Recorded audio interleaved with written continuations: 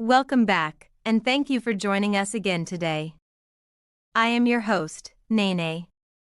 Today's story introduces us to Cain and Abel, two brothers with very different offerings to God, and the first lesson on worship and the heart behind it. Let's listen and be blessed. Brother's Keeper. Beyond the gates of Eden, where the world stretched vast and new, lived Adam and Eve, and their sons, Cain and Abel. Cain, the elder, tilled the soil, coaxing life from the earth with strong hands. Abel, the younger, watched over his flocks, guiding them to green pastures and still waters. As seasons turned, a sacred tradition began. They would bring offerings to the Creator, a token of their gratitude and devotion. Abel, with a heart full of reverence, always chose the finest, the firstborn of his flock, without blemish. Cain, too, brought an offering from his harvest, but his heart was not always as pure. He gathered some of his produce, not always the best, sometimes with a grumble, sometimes with a sigh.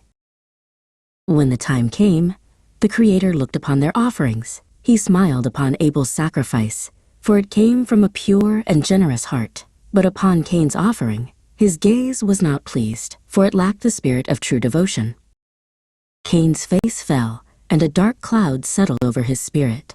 The Creator, seeing his turmoil, spoke with a gentle but firm voice. "Why are you angry, Cain? If you do what is right, will you not be accepted? But if you do not do what is right, sin is crouching at your door. It desires to have you, but you must rule over it." But Cain did not heed the warning. The seed of jealousy had taken root in his heart. One day he spoke to his brother Abel. "Let us go out to the field," he said, his voice deceptively calm. And when they were in the field, Cain, consumed by his envy, rose up against his brother Abel and struck him down. The earth drank the innocent blood, a silent witness to the first great sorrow. Soon after, the voice of the Creator echoed through the quiet land. "Where is your brother Abel?" Cain, trembling, replied, "I do not know. Am I my brother's keeper?" The Creator's voice, filled with sorrow, declared the consequence. "The ground will no longer yield its strength for you. You will be a restless wanderer on the earth." And to protect Cain, the Creator put a mark upon him, so that no one who found him would strike him down. From that day, the story of Cain and Abel became a solemn lesson.